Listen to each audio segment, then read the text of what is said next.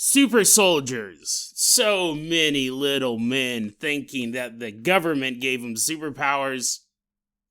But I don't believe them.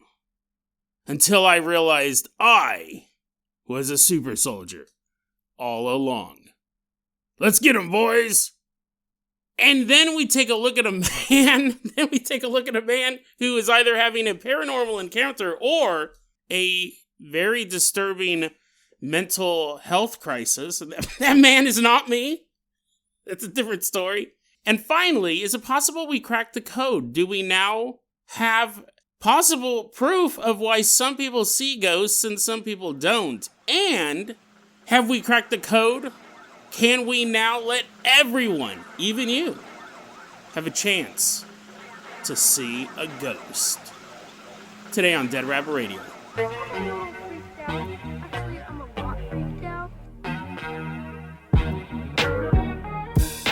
Hey everyone, welcome back to another episode of Dead Rabbit Radio. I'm your host, Jason Carpenter. I'm having a great day. Hope you guys are having a great day too. Hope you guys had an awesome weekend. Hope you guys had lots of fun doing whatever you were doing. We got a ton of stuff to cover today. So first off, running into Dead Rabbit Radio command, everyone get on your feet and give it up for Meme for Beans 317. Woohoo! Yeah, we have big old can of beans is rolling on in. I got a bib on. And I'm gonna gobble you up. This is another Vor episode, didn't you know it? No matter who got chosen, whether or not your name had food in the title, I'd eat you. No, Mean for Beams, they made a donation during our Thanksgiving live stream special, and that is why they are going to be our captain or our pilot this episode. If you guys can't support the show financially through the Patreon or the live streams or anything like that, merch store, it's totally fine. It really, really is. Just help spread the word about Dead Rabbit Radio. Tell your friends, tell your family, tell everyone you know. Dead Rabbit Radio is your favorite paranormal show. That is how you can help the show grow. Okay, Meme for Beans, let's go ahead and get this party started. I'm going to toss you the bunny bicycle. Everyone climb onto the handlebars as Meme for Beans pedals us out of Dead Rabbit Radio command all the way out to an underground dental facility.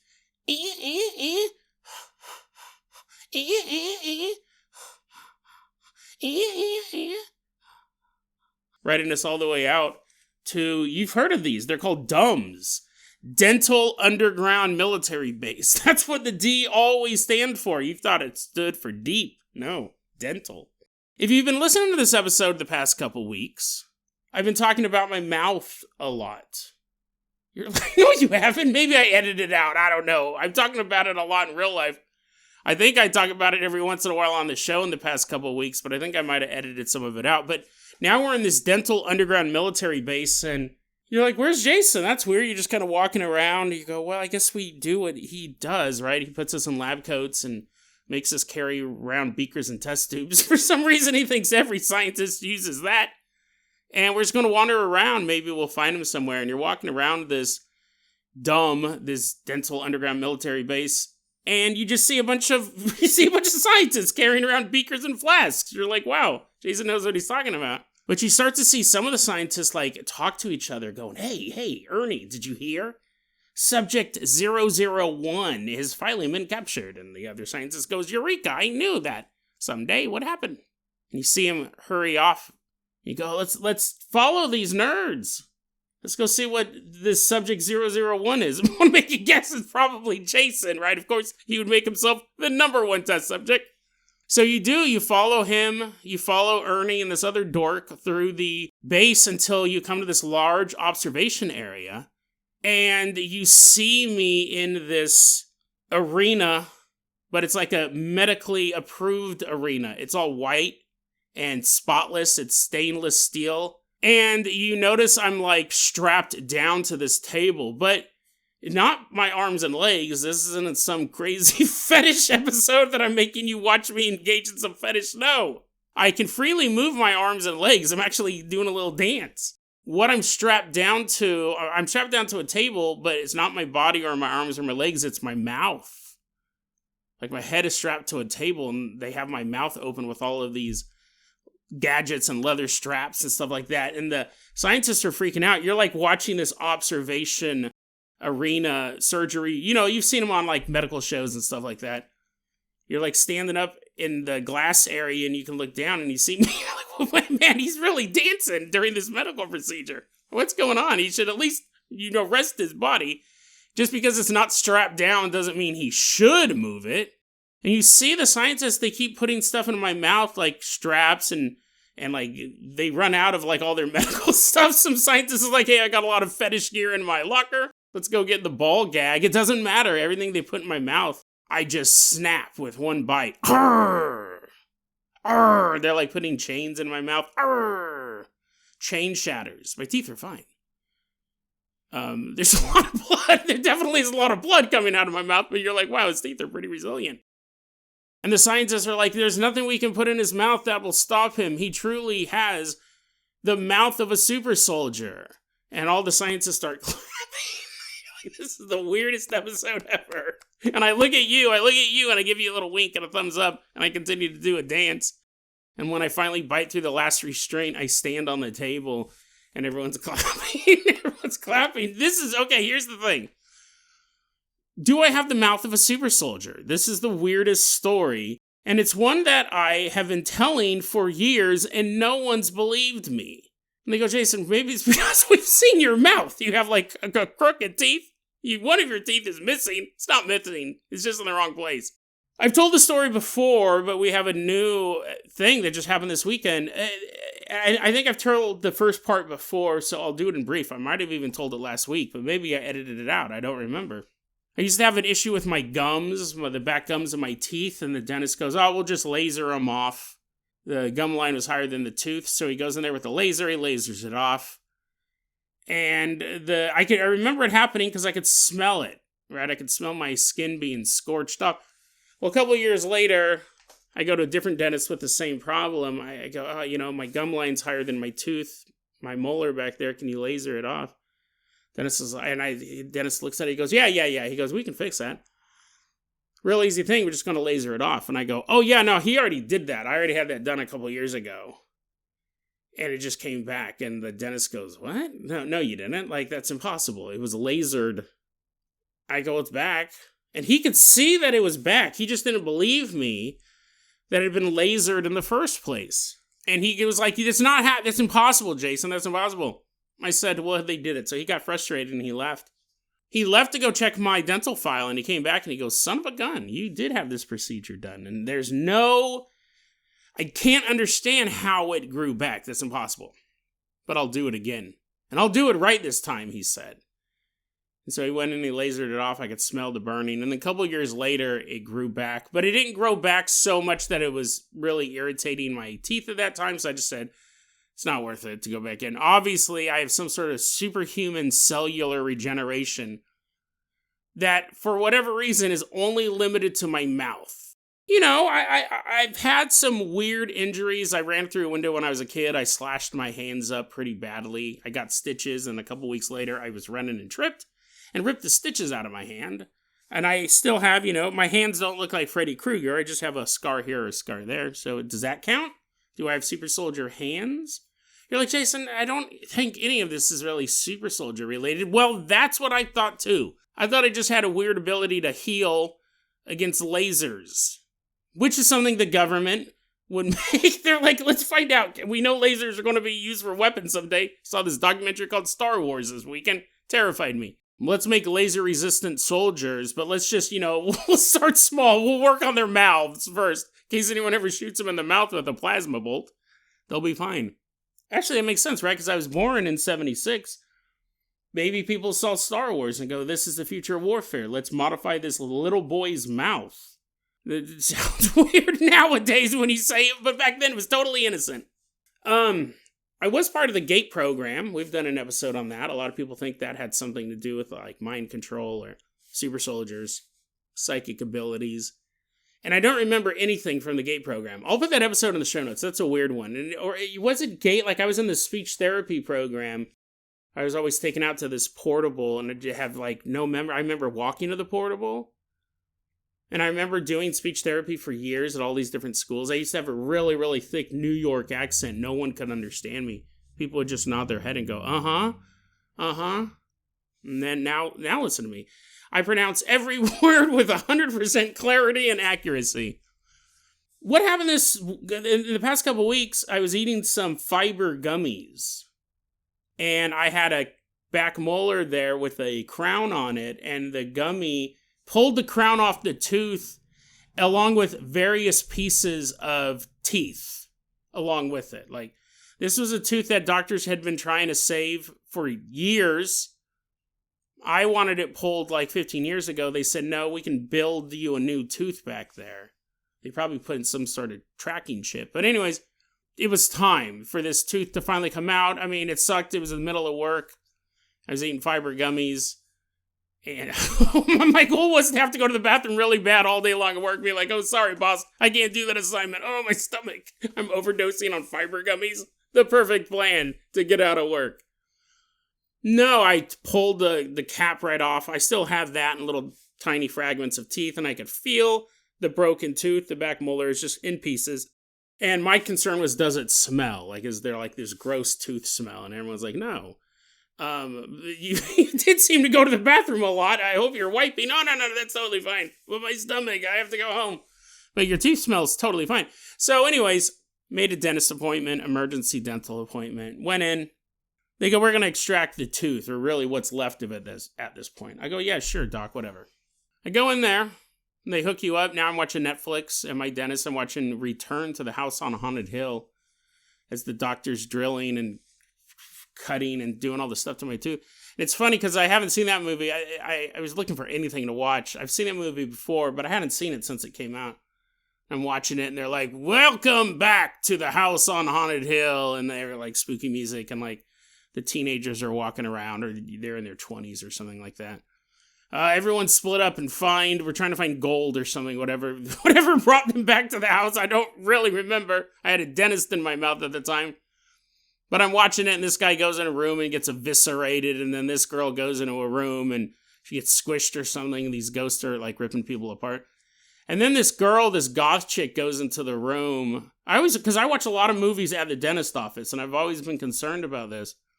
It's rated R, right? I'm not a lame-o. I'm not going to watch some PG-13 trash. I'm going to watch hard R. I'm sitting there in the dentist office. Television's right above me. The dentist is on one side of my head. Nurse is on the other side. And this goth girl walks into this room on the House on Haunted Hill. It was like the nurse room or whatever. And then these two sexy nurses show up, and they're like, ooh, hey. And they start like playing with the goth girl's boobs. They were all fully clothed at this moment, but I've watched enough rated R horror movies to know that wouldn't be true soon. So I'm like, as these doctors are working on my mouth, I'm trying to fast forward it because I was like, I don't want to get kicked out of here. They're like, you can't watch movies with boobs, you sicko.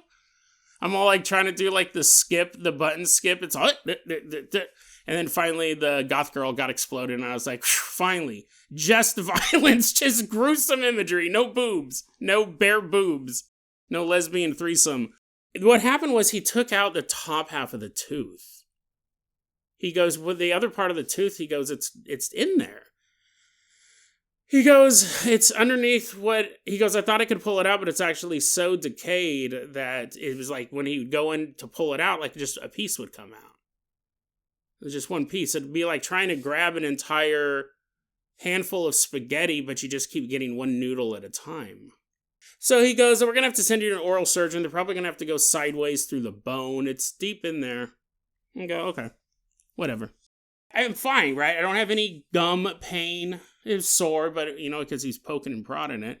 What happened was probably like a week or two passed. Probably about 2 or 3 weeks passed, and I'm sitting there, and I start to feel there's something wrong with the back of my tooth. Now, to be fair, there is a decayed...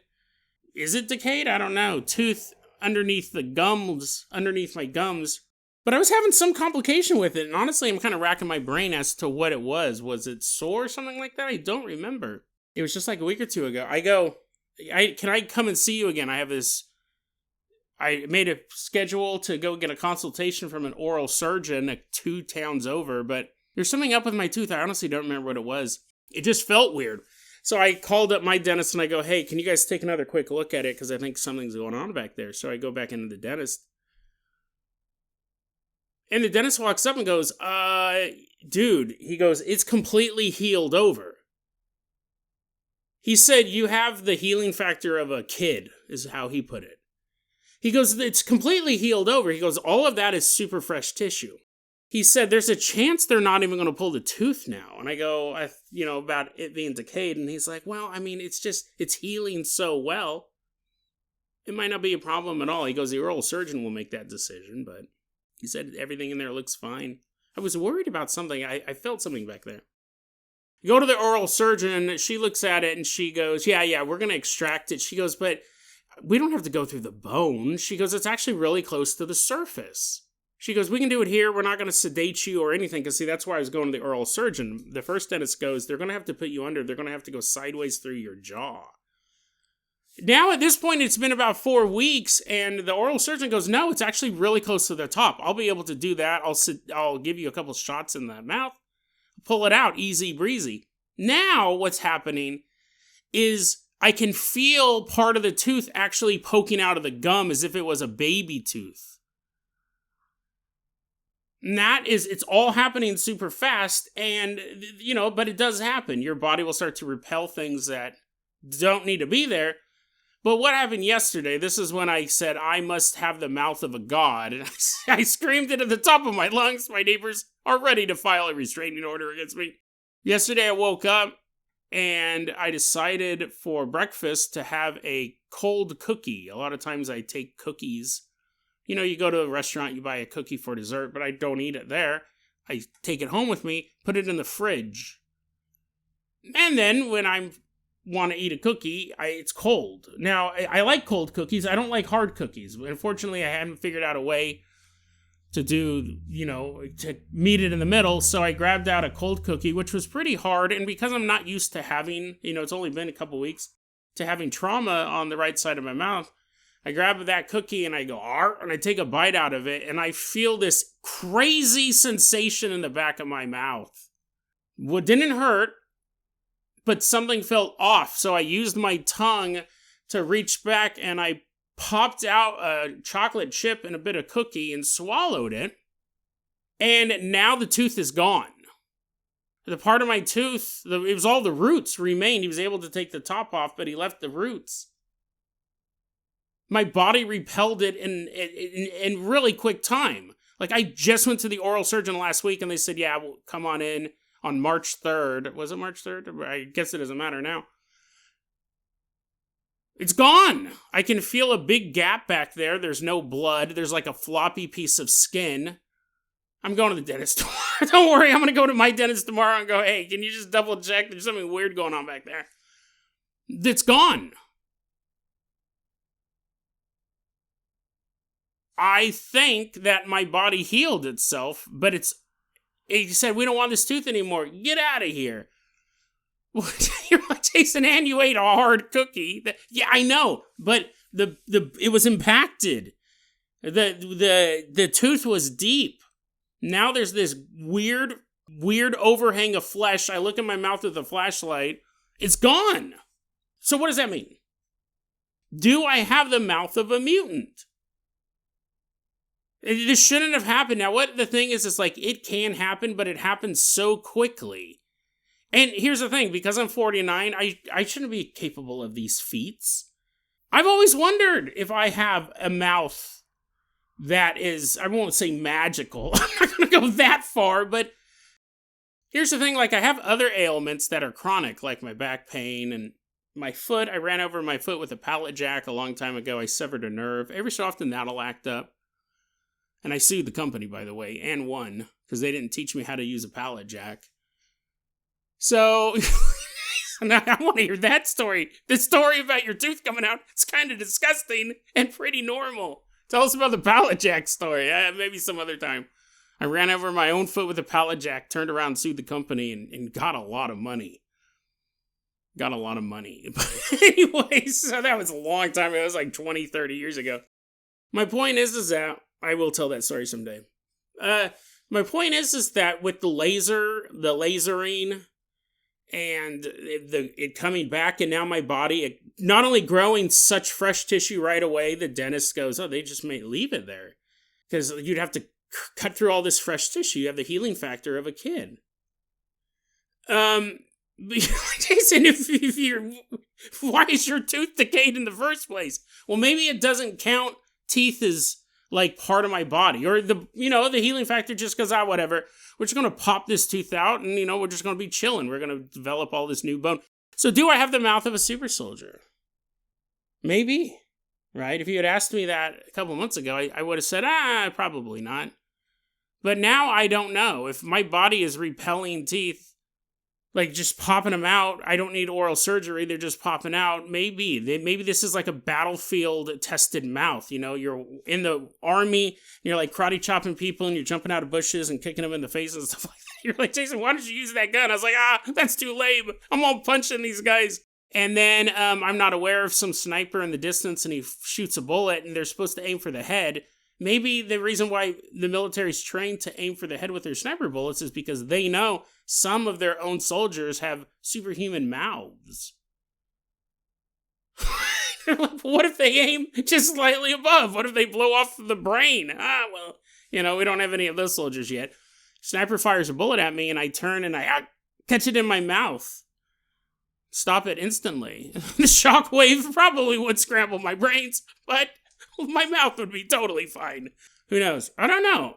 I wonder if I do have a healing factor that is only mouth related, because all the rest of my body seems to be weird. But then again, I can only gauge my own pain. Like, sometimes I'll do stuff and I'll be like, man, if an ordinary person, I do have this thought, this might sound crazy. Sometimes I'll do something and I'll go, man, if an ordinary person did this, they'd be in way more pain than I am right now. And I'm all bent over, I'm all having muscle spasms on the floor, but I have a big smile on my face. This would have killed a normal person. I don't know why. I do think that from time to time, and I don't know why I think that. I'll do something and I'll be sore, and I honestly will think if a normal person did that, they wouldn't just be sore, they'd be in a ton of pain. I don't know. I don't know why I have that thought. I've never once questioned that. And I don't do it all the time, but it's pretty common, actually. I'm like laughing at people. They're all mangled from a car accident. If I was in that car accident, I would be totally fine. And my mouth would already be healing. The guy's putting a sheet over them. I'm like, sorry to brag. Do I have the mouth of a super soldier? Was I experimented on by the military? Most of my childhood, I don't remember. I do not remember pretty much 90% of my life before the age of 12 or 13. So that would have been the perfect time for the military to get in there.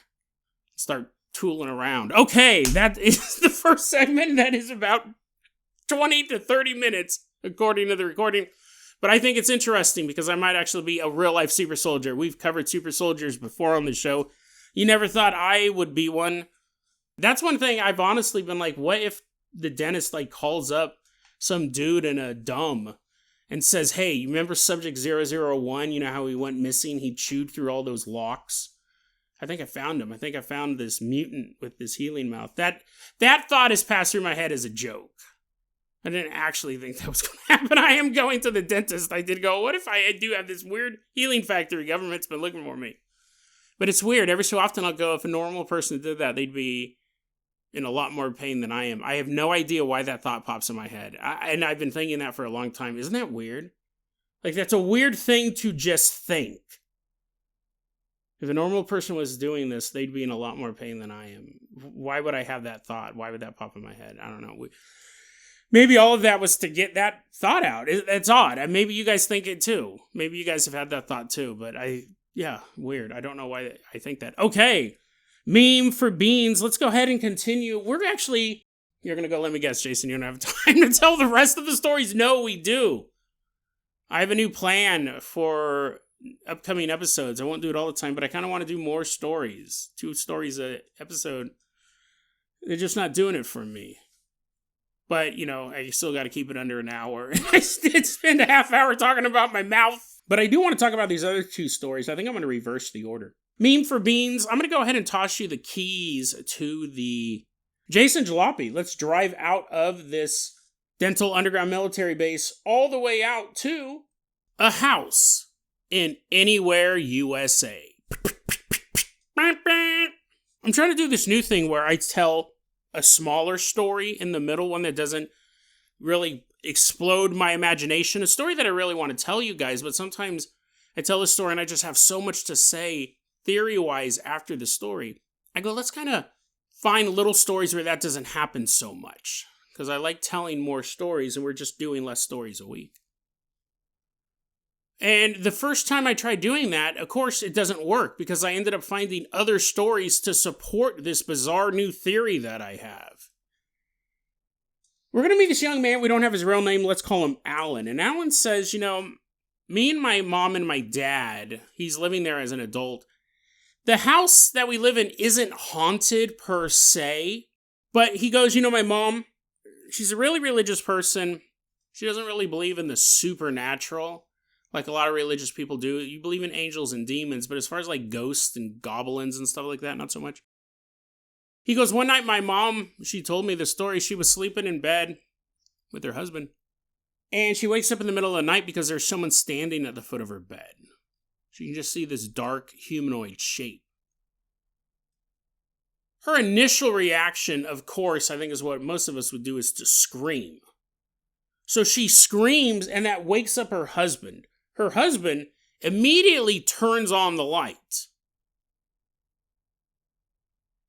And what's very interesting about this does something different than we see in almost all of these interactions. Figures at the foot of your bed, unfortunately, as terrifying as they are, very common in the world of the paranormal, not just in the world of everyday. But the husband turns on the light, the figure is still there. Mom can still clearly see a shadowy humanoid standing at the foot of her bed. Dad can't see it. But she sees it. Even though the light is on now, they almost always dissipate at that moment. Even with the well-lit room, the humanoid is standing there. And now, in the light of the room, Mom can see the shadowy humanoid walk around the foot of the bed onto her side and walk right over to her. And it's staring down right into her eyes. And then it vanishes.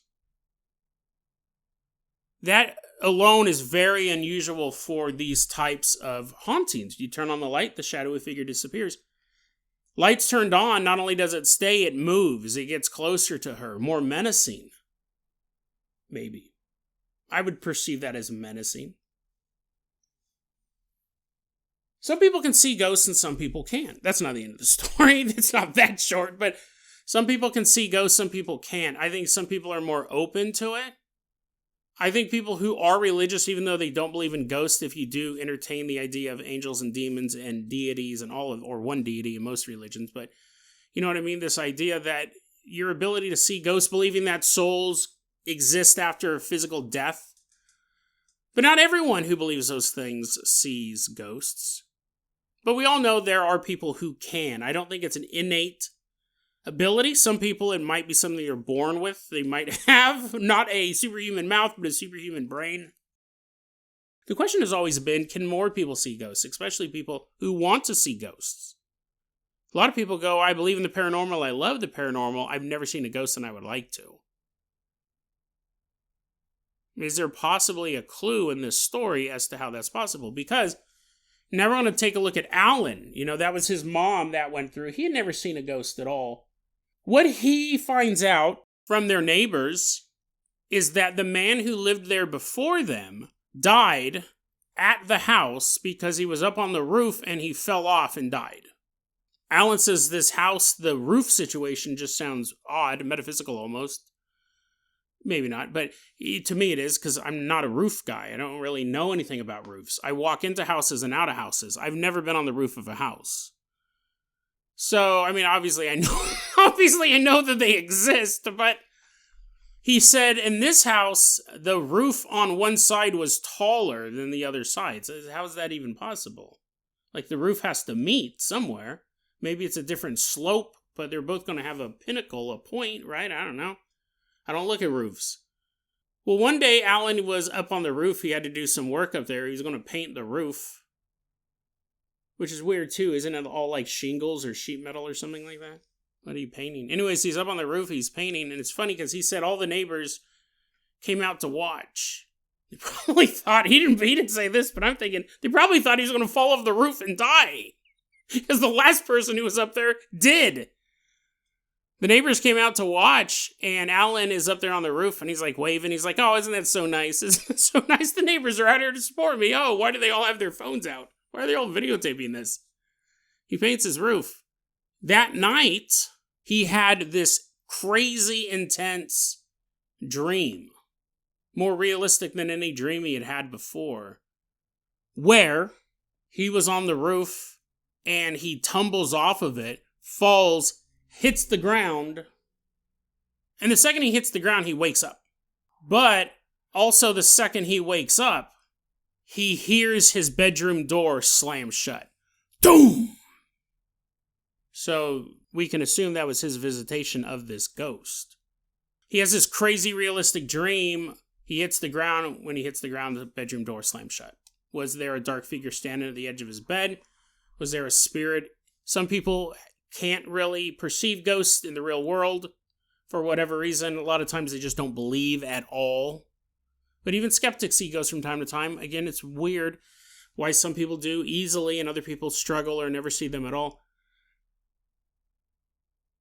Was the ghost visiting him in the dream, which is an easier way for a ghost to communicate with a living person.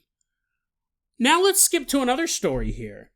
I found this story. It was actually sent to me by the last 747, longtime contributor to the show, constantly sending stories over. Really, really appreciate it. The last 747. This story happened on February 1st, 2026. We have a date and a time and a location for this story. We're going to meet a young man. Let's call him Paul. He's a music producer. You can go on Reddit and listen to some of his tunes. He posts them there. I was listening to some of his music in preparation for this story. I didn't really understand it. It was like he was making these terms that I didn't understand. He's like, this is a song in the style of Dirty. Or this is a song in the style of Banjo Cat or whatever. I was like, what? And then they show, he like makes these beats. He like shows how he does it in these programs. And yeah, I mean, they're good beats. I just have no idea who Dirty or Banjo Cat is. Those weren't the actual words he was using. But he would say this song's in the style of this Blur Boy or something. And then I go, yeah, it's decent. I don't know if it sounds anything like Blur Boy or Dirty or Banjo Cat or any other artist I've made up to try to get my point across. But he's a young man. He's making music. He's living in Southern California, Los Angeles area. You know, you want to make your dreams happen. Sometimes you got to make that move. Or maybe he grew up there. I don't know. But anyways, the point is that we know where this story took place.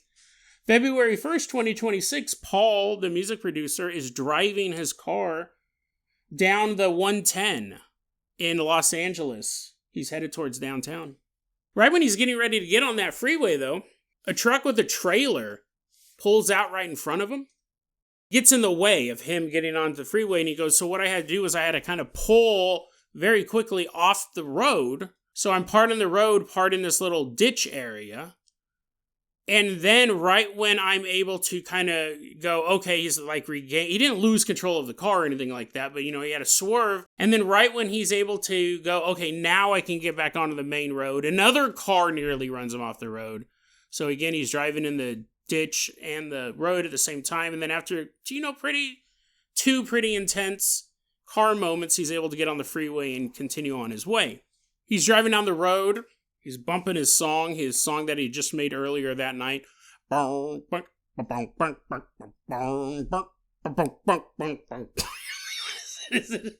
he have the chickens from the Muppets? Did he sample them?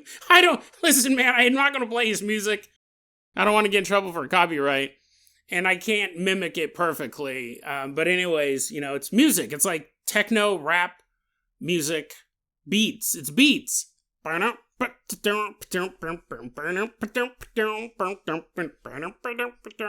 down the road, and as his music is bumping, he's like, I can't wait to get this to Banjo Cat. His music is bumping. He looks in his rearview mirror, and in his back seat is a girl.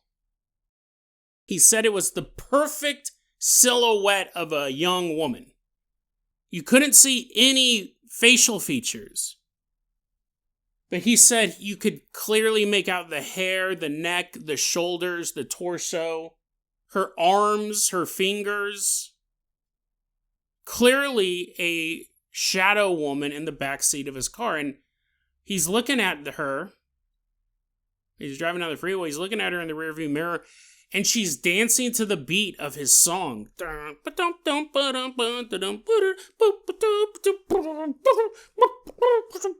She's dancing. And he said, he goes, it was surprising. He's not going to take his eyes off the road. There's a girl in his backseat who shouldn't be there. She seems to be enjoying the music. But he goes, I was so sure there was a woman back there that actually reached behind my seat to feel her. You know what I mean? Like he's like swatting at air to see maybe a human had jumped into his car at some point. But no, there was no human back there. This is interesting how he describes it. We see this a lot in the world of paranormal. People will describe oxymorons. He said it was a see-through black shadow. It's like, really, you should only have one or the other, a black shadow or something that's translucent. I guess you could probably have both. But anyways, the point is that it was a see-through black shadow that had such fine details. He can make out the hair and the fingers and everyone, and all of that just groove into his music. And he goes, listen, I did look to see if maybe a car's headlights were projecting some sort of fake image into my car. I didn't see anything. I just saw the dancing girl in my back seat, and no logical reason as to why she was there. Now, he doesn't say how long it lasted back there. If it lasted a song, if it lasted a couple minutes, probably 30 seconds, 40 seconds, but who knows? Maybe she's in the back seat to this day, grooving to the beat. Here's the thing. I read both of these stories. The last 747, thanks for sending the second one over. I read the first story, I don't know, like a month ago or something like that, maybe a couple weeks ago. Not that far back. But anyways, I had read it and I made a note.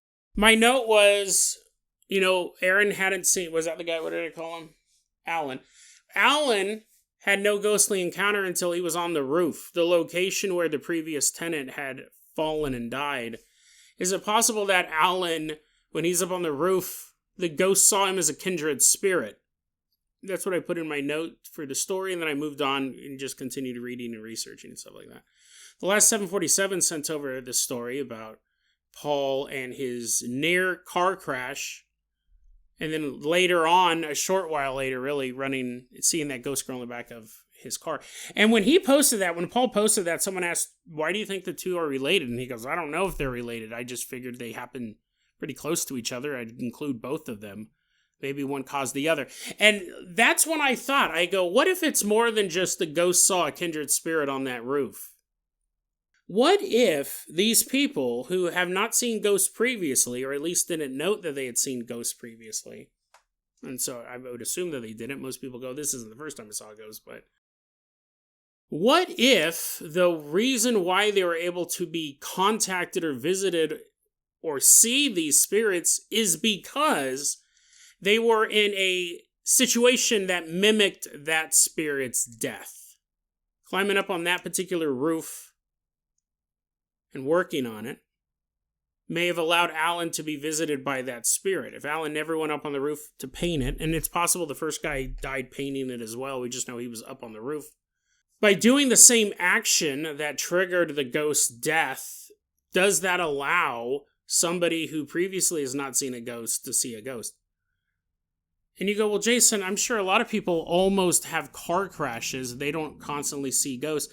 It might have to be more specific than that. In Paul's case, what if a crash happened involving two cars running one off the road, and the woman in the car that get ran off the road dies? It may even be in that location. Just because Paul saw the ghost later on his journey didn't mean that the ghost didn't get into his car at that spot. And see, stuff like that wouldn't be in the news, right? A young woman dying in a car crash on the 110 in LA. It happens all the time. If she's a starlet or the daughter of someone important, it'd be in the news. But otherwise, crew comes out, they tow the car, they take the bodies away, and life goes on, unfortunately. What if you have to replicate it to a close enough degree? It's So not just that you swerved out of a way somewhere on the freeway. That doesn't trigger it.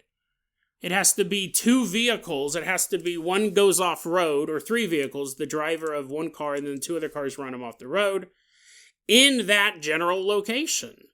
Because cars would be constantly driving and having a hard time merging there, but the right things would have to happen before the ghost was able to connect with you.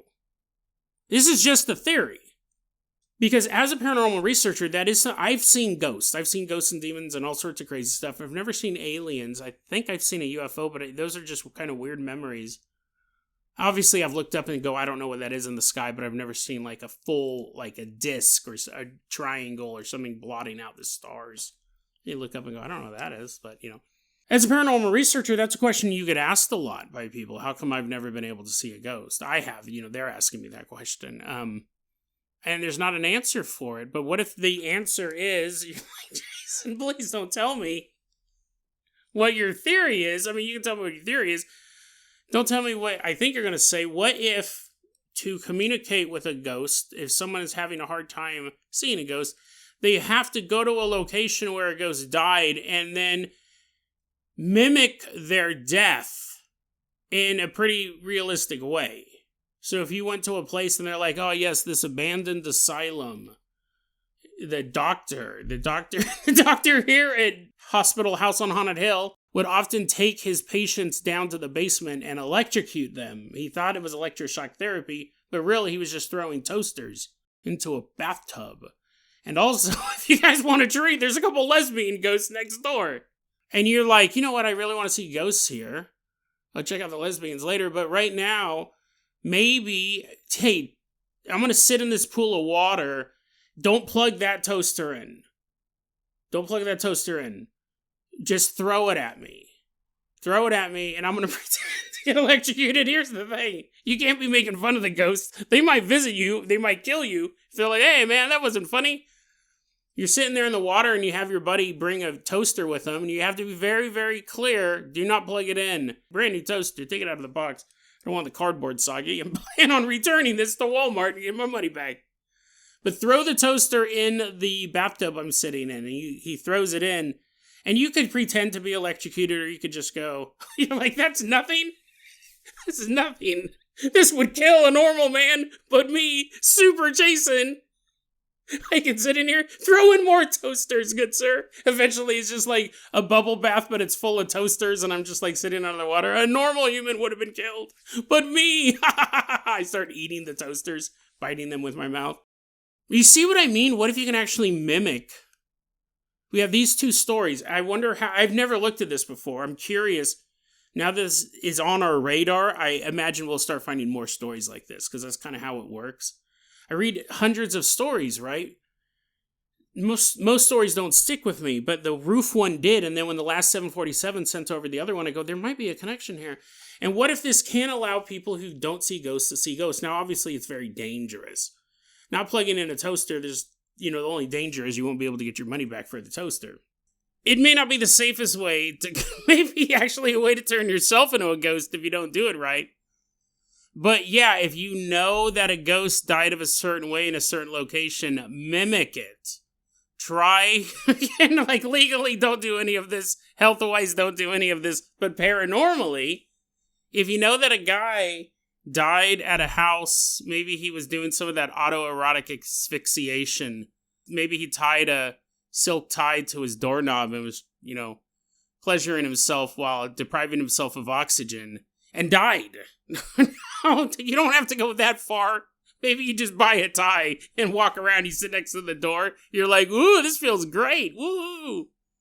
But see, the problem is that I think it would have to be authentic enough that the ghost, I just imagine as you're doing it, ghost is like, no, don't do it, don't join me, be alive. You're like, no, I want to contact you. I mean, it could go south, and also if you're making fun of him, if this ghost happened to fall into a wheat thresher when he was alive, that's what turned him into a ghost, and you're out there standing on an old piece of, like, rusty farm equipment, and you're like, whoa, look at me, I'm 1,000 pieces of bone and flesh, ah! It might kind of piss the ghost off. But, who knows, right? Who knows? Based on these 2 stories, I'm basically saying, try to kill yourself, But don't actually do it. Maybe a ghost will show up. It's not the safest way to contact a spirit. Actually, it's probably more dangerous than a Ouija board, which I never use. I don't use those things at all. I think they're just way too dangerous. What I'm suggesting, and I'm not suggesting it, don't do it. This is all theoretical, but I'm wondering if it'd be a way to see. You know what's funny is like when I started the segment, this episode's ran way too long. You're like, Jason, cut out the stupid tooth thing. You haven't even seen a dentist yet. For all you know, the tooth was pushed farther inside, and that's why you can't feel it anymore. No, I'm not going to edit in any of that. I think it's fascinating, and the government will find my mouth soon enough, whether I want them to or not, so I might as well say, come on, feds, come into my mouth. Not in that way. Not in that way, sir. But, yeah, we're going to have memes for Beans back to get him in the Carpenter Copter. But it's funny because when I started this, obviously I thought the episode would be shorter, and I thought I would go, this was supposed to be the middle segment, right? I talked about it much longer than, this is a problem of mine because I just love this topic so much. Ghosts and paranormal and all this stuff. Mouths. I'm a big mouth man. You know, when it's talking about this particular segment, it's kind of lighthearted, but then I thought, dude, wouldn't it be awful if someone's loved one, right? Your dad blew his brains out in the den of your house, and you're listening to this podcast, and you're like, you know what, Jason's right. He does have the mouth of a god, and it's a pretty good idea, Dad. I've always wanted to see if there's life after death. I've always wanted to see if you were still around watching over your boy growing up. And Jason gave me a great idea. This isn't a joke. I'm kind of worried about this now. I'm kind of worried about this because sometimes grief can cause us to do crazy things. And you listen to this podcast and you're like, oh yeah, you know, Dad, I want to see if you're real. So, and then you go into the den and you grab a gun and you put it in your mouth. Don't do that, by the way. Like, I'm not making a joke. I'm kind of second guessing. I'm not going to edit it. I'm going to leave it all in. But I do wonder about that, right? Like that caveat, your dog got hit by a car and you really miss good old Rover. So you find yourself running around on all fours naked. I am making fun of this one. Running around on all fours naked going, Rover, Rover, I'm asking you to come back over. And you run in the middle of the road and cars are veering out of the way. And then, you know, after your 6-month stay at the local psychiatric hospital full of lesbian nurses, this one, though, is not haunted. You go back home and there's good old Rover's ghost sitting there. And he'd be like, have his arms crossed. He'd be shaking his head. He's trying to enjoy this good bowl of cereal here at your kitchen table. But instead he's a little ashamed. He goes, buddy, listen, I've always been here. Even though you haven't been able to perceive me, I'm not going to leave your side. But you can't go running around on all fours naked in the middle of the street. Or anywhere, for that matter. You can't even do it in the house. Well, you could legally, but not advised, Rover says. And then he gets a spoonful of cereal, puts it in his mouth, and continues. He goes, I'm always here, buddy. You don't have to listen to that crazy, insane Jason Carpenter, host of Dead Rabbit Radio. Don't do that. Don't do that. I'm here, buddy. I'm here for you. So yeah, as I was talking, you know, I don't plan any of this stuff out, obviously. As I was talking, I go, someone might actually be really grieving right now. Don't do it. But if you're not grieving, if you're simply curious, you're like, I wonder whatever happened to that old shaggy dog that I used to have to feed, pooped all over my house all the time. And oddly enough, all my cereal was always missing each morning. You know, I'm not saying do this. I'm just saying that I wonder if it's possible. I wonder if this might be the hidden key. A ghost falls to his death, maybe hang out on the roof for a while. A man is shot multiple times and his ghost is seen haunting a cemetery. Maybe start a fight with the drug dealer and get shot multiple times. No, you don't even have to do that. The drug dealer pulls his gun on you and goes, you want to get shot? And you go, no, I just wanted you to threaten to shoot me, and then you walk away.